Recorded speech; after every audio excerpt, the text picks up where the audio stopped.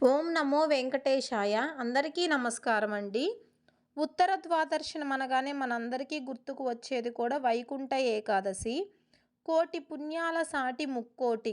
ధనుర్మాసంలో వచ్చే శుద్ధ ఏకాదశినే ముక్కోటి ఏకాదశి అంటారు. ఈ వీడియోలో 2025 సంవత్సరంలో మనకి ముక్కోటి ఏకాదశి ఎప్పుడు వచ్చింది? ఏకాదశి ఉపవాస నియమాలు ఏమిటి? ముక్కోటి ఏకాదశి నియమాలు ఏమిటి? అనేటువంటి పూర్తి ఇన్ఫర్మేషన్‌ని మనం ఈ వీడియోలో చూద్దామండి. ముక్కోటి ఏకాదశినే వైకుంఠ ఏకాదశి అని కూడా అంటారు. సూర్యుడు ఉత్తరాయణానికి మారే ధనుర్మాస శుద్ధ ఏకాదశినే ముక్కోటి ఏకాదశి లేదా వైకుంఠ ఏకాదశి అని అంటారు. ఈరోజు గరుడ వాహనంపై మహావిష్ణువు 3,00,00,000 దేవతలతో భూలోకానికి వచ్చి భక్తులకు దర్శనమిస్తారని, కనుకే దీన్ని ముక్కోటి ఏకాదశి అంటారు. అందుకే ఈరోజు అన్ని ఆలయాల్లో కూడా ఉత్తర వాకిళ్లు తెరిచి ఉంటారు. ఈరోజు ఎవరైతే ఉత్తర ద్వారం ద్వారా స్వామివారిని దర్శించుకుంటారో వారికి వైకుంఠ ప్రాప్తి కలుగుతుందని, అనంత పుణ్యకోటి కలుగుతుందని చెప్పేసి మన పురాణాల్లో చెప్తున్నారండి. నార్మల్‌గా అయితే మనం చాంద్రమానాన్ని అనుసరిస్తాం. చాంద్రమానాన్ని అనుసరించి మనమైతే ఇప్పుడు పుష్యమాసంలో ఉన్నాము. సూర్యమానాన్ని అనుసరించి ధనుర్మాసంలో ఉన్నాము. చాంద్రమానం, సూర్యమానం ఈ రెండి కలయికలో వచ్చినటువంటి ఏకాదశినే వైకుంఠ ఏకాదశి అంటారు.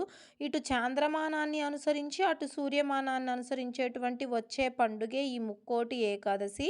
ముక్కోటి ఏకాదశి రోజున చేసే విష్ణు పూజ, గోవిందనామాలు, విష్ణు సహస్రనామాల పారాయణ ఇవన్నీ కూడా మోక్ష ప్రాప్తి కలుగుతుందంట. ఇంత ప్రాముఖ్యత కలిగినటువంటి ఏకాదశే ఈ ముక్కోటి ఏకాదశి లేదా వైకుంఠ ఏకాదశి. మనకి ఏడాదికి 24 ఏకాదశులు వస్తాయండి. అంటే నెలకు 2 ఏకాదశులతో చొప్పున ఏడాదికి 24 ఏకాదశులు వస్తాయి. సూర్యుడు ఉత్తరాయణానికి మారే ముందు వచ్చే ధనుర్మాస శుద్ధ ఏకాదశినే వైకుంఠ ఏకాదశి లేదా ముక్కోటి ఏకాదశి అంటారు. సూర్యుడు ధనుసు రాశిలో ప్రవేశించిన అనంతరం మకర సంక్రమణ జరిగే వరకు మార్గం మధ్య ముక్కోటి ఏకాదశి వస్తుంది. అంటే మనకి ఆల్రెడీ ధనుర్మాసం స్టార్ట్ అయింది కదా! అప్పటి నుంచి మనకి మకర సంక్రాంతి వచ్చే ఈ మధ్య కాలంలో వచ్చేటువంటి ఏకాదశినే ముక్కోటి ఏకాదశి అంటారు. ఈ రోజున ఉత్తర ద్వారం దర్శనం కోసం భక్తులు తెల్లవారుజాము నుంచే క్యూలో వేచి ఉంటారు స్వామివారిని దర్శించుకోవాలి అని చెప్పేసి. ఈ ఒక్క ఏకాదశి 3,00,00,000 ఏకాదశులతో సమానమని, ఈరోజు చేసేటువంటి పూజకి చాలా చాలా విశిష్టత ఉంటుంది అని చెప్పేసి అంటారు.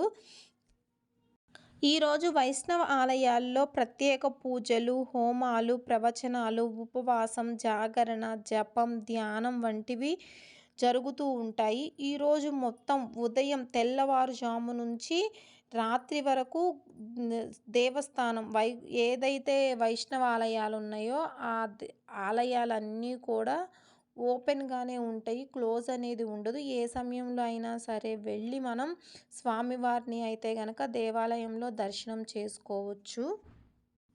విష్ణు పురాణం ప్రకారం 2 రాక్షసులకు శాప విమోచనం కలిగించి వారిని వైకుంఠ ద్వారం ద్వారా స్వామి దర్శనాన్ని అనుగ్రహించారంట. వైకుంఠ ద్వారం గుండా వస్తున్న విష్ణు స్వరూపాన్ని చూసి ఆ రాక్షసులు ఎంతో సంతోషించి స్వామివారిని ఒక కోరిక కోరారంట. అదేంటి అంటే తమ కథ విని వైకుంఠ ద్వారం గుండా వస్తున్న విష్ణు స్వరూపాన్ని చూసిన వారికి వైకుంఠ ప్రవేశం కల్పించాలని చెప్పేసి కోరారంట. వారి కోరిక మేరకు ఆ రోజున వైకుంఠ ద్వారాన్ని తలపించే విధంగా వైష్ణవ ఆలయ ద్వారాలను ఏర్పాటు చేస్తారు. ఈరోజు భక్తులు ఉత్తర ద్వారం గుండా వెళ్ళి దర్శనం చేసుకుంటారు. తిరుపతిలో కూడా ఈ రోజున వైకుంఠ ద్వారం పేరిట ఉన్న ప్రత్యేక ద్వారాన్ని తెరిచి ఉంచుతారు. ఈ రోజున పూర్తిగా ఉపవసించాలి. అంటే ఉపవాసం ఉండాలి. తులసి తీర్థం తప్ప ఏదీ తీసుకోకూడదు. ద్వాదశి నాడు ఎంత వీలైతే అంత త్వరగా ఉపవాసాన్ని విరమించాలి. ఈనాడు ఉపవాసం చేసిన వారు పాప విముక్తులవుతారంట. ఉపవాసం అంటే దేవునికి దగ్గరగా ఉండడం. ఉపవాసంలోనే ఆశయం పూజ, జపం, ధ్యానం వంటివి చేస్తూ మనసుని మాధవుడిపై లగ్నం చెయ్యాలి. ఏకాదశి రోజు మొత్తం ఉపవాసం ఉండి దేవుణ్ణి స్మరిస్తూ దేవుడికి దగ్గరగా ఉంటూ ఆ రోజు బ్రహ్మచర్యం పాటించాలి. చెడ్డ పనులు ఏమీ చెయ్యరాదు, అసత్యం ఆడరాదు. అయితే మనకు ముక్కోటి ఏకాదశి ఈ 2025 సంవత్సరంలో ఎప్పుడు వచ్చిందో ఇప్పుడు తెలుసుకుందాం. స్వస్తి శ్రీ చాంద్రమాన శ్రీ క్రోధినామ సంవత్సరంలో మనకి ముక్కోటి ఏకాదశి లేదా వైకుంఠ ఏకాదశి తిథి మనకి ప్రారంభమైంది. ఈ 2025 సంవత్సరం జనవరి 9వ తేదీ గురువారం రోజున మధ్యాహ్నం 12:22 నుంచి ఏకాదశి తిథి ప్రారంభమై జనవరి 10వ తేదీ రోజున శుక్రవారం ఉదయం 10:20 వరకు తిథి అయితే ఉన్నదండి. ఎప్పుడైనా సరే మనం ఏ పండగ చేసుకోవాలనుకున్నా సరే మనం సూర్యోదయంతో ఉన్నటువంటి తిథినే పండగగా పరిగణలోకి తీసుకుంటాం. కాబట్టి జనవరి 10వ తేదీ శుక్రవారం ఏకాదశి తిథి సూర్యోదయంతో ఉన్నది. కాబట్టి ఆ రోజున అంటే శుక్రవారం రోజున మనం ఈ ఏకాదశి తిథిని జరుపుకోవాలి. ప్రతి నెల వచ్చే 2 ఏకాదశులు వస్తాయి అని మనం ఇంతకు ముందు చెప్పుకున్నాం కదా! ప్రతి నెల వచ్చే 2 ఏకాదశులు అంటే సంవత్సరం మొత్తం కూడా మనకి 24 ఏకాదశులు వస్తాయి. ఈ 24 ఏకాదశుల్లో ఏకాదశి వ్రతం ఆచరించలేని వారు ముక్కోటి ఏకాదశి రోజున ఏకాదశి వ్రతం ఆచరిస్తే మిగిలిన 23 ఏకాదశుల వ్రతం ఆచరించిన పుణ్యఫలం దక్కుతుంది. మనం కూడా ఇంట్లో ఈ 10వ తేదీ రోజున అంటే ముక్కోటి ఏకాదశి రోజున పూజ చేసేటప్పుడు వీలైతే స్వామివారి దగ్గర తులసి దళాలు సమర్పించండి. ఈ ముక్కోటి ఏకాదశి రోజే కాదండి, ఈ ధనుర్మాసం మొత్తంలో కూడా స్వామివారి దగ్గర తులసి మాల ప్రతిరోజు సమర్పిస్తే కనుక చాలా మంచిది జరుగుతుంది. ఒకవేళ తులసి మాల సమర్పించడం మీకు వీలు కాకపోతే ఈ ధనుర్మాసం మొత్తం రోజుకు ఒక తులసి దళమైనా సరే స్వామివారికి ఇంట్లో సమర్పించడానికి ప్రయత్నించండి. అదేవిధంగా ఈ రోజున వీలైతే స్వామివారి దగ్గర తులసి దళాలు సమర్పించి స్వామివారి అష్టోత్తరం చదువుతూ లేదా గోవిందనామాలు చదువుతూ తులసి దళాలు సమర్పించండి. దీపధూప నైవేద్యాలతో స్వామివారిని పూజించాలి. ఏకాదశి వ్రతం ఆచరించాలి అనుకున్న వాళ్ళైతే కనుక సూర్యోదయానికంటే ముందే నిద్రలేచి ఇంట్లో పూజ చేసుకొని దేవాలయానికి వెళ్ళి ఉత్తర ద్వార దర్శనం చేసుకోవాలి. ఈరోజు మొత్తం కూడా ఉపవాసం ఉండి వీలైతే నైట్ జాగరణ చేసి వీలైతే ద్వాదశి రోజున పొద్దున్నే మరొకసారి దేవాలయానికి వెళ్ళి స్వామివారిని దర్శించుకోండి. ద్వాదశి రోజు పొద్దున్నే లెగిచిన తర్వాత కాలకృత్యాలు తీర్చుకొని స్నానం చేసి స్వామివారికి ఇంట్లో పూజ చేసుకొని తరువాత దేవాలయాల్లోకి వెళ్ళి స్వామివారిని దర్శించుకొని ఎంత త్వరగా వీలైతే ద్వాదశి రోజు ఉదయం అంత త్వరగా ఉపవాసం అయితే విరమించాలి.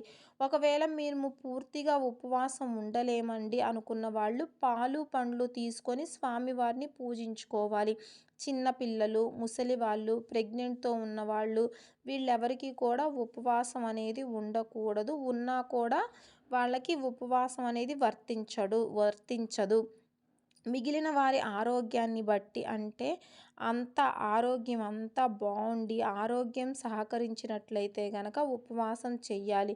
ఉపవాసం ఉండే పూజ చెయ్యాలా అంటే ఉపవాసం ఉండే పూజ చెయ్యాలి చెయ్యాలండి ఏకాదశి రోజైతే.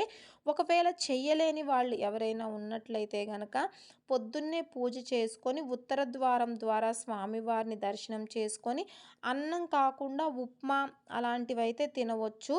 ఇక ఈ విధంగా అయితే గనక మనం ఏకాదశి రోజున స్వామివారిని పూజ చేసుకోవాలి. నెక్స్ట్ వీడియోలో నేను మీకు వైకుంఠ ఏకాదశికి సంబంధించినటువంటి కథ ఒకటి చెప్తానండి. నెక్స్ట్ వీడియోలో తెలియచేస్తాను. ఒకవేళ మీకు ఈ వీడియో కనుక నచ్చినట్లయితే కనుక దయచేసి లైక్ చేయండి. మీరు లైక్ చేయడం వల్ల తెలియని ఇన్ఫర్మేషన్ ఏదైతే ఉంటుందో వైకుంఠ ఏకాదశి ఎప్పుడు చేసుకోవాలి, 9వ తేదీ చేసుకోవాలా, 10వ తేదీ చేసుకోవాలని చాలామంది కన్‌ఫ్యూజ్‌లో ఉన్నారండి. వాళ్ళకి ఈ వీడియో వేరే వాళ్ళకి షేర్ అవుతుంది. తెలియని వాళ్ళకి ఇన్ఫర్మేషన్ షేర్ అవుతుంది. ఏకాదశి వ్రతం ఎలా చేసుకోవాలని వాళ్ళకి కూడా తెలుస్తుంది. దయచేసి లైక్ అయితే చేయండి. వీలైతే గనక మీకు వీడియో నచ్చితే గనక నా ఛానల్‌ని సబ్స్క్రైబ్ చేసుకోండి. నా ఛానల్‌ని సబ్స్క్రైబ్ చేసుకోవడం వల్ల మీకు ఏ రోజు ఏ విధంగా పూజ చేసుకోవాలి, అదేవిధంగా మనకి ప్రత్యేక పూజలు ఏ విధంగా చేసుకోవాలి అనేటువంటి పూర్తి ఇన్ఫర్మేషన్ అయితే గనక మీకు నేను ప్రతి వీడియోలో తెలియచేస్తానండి.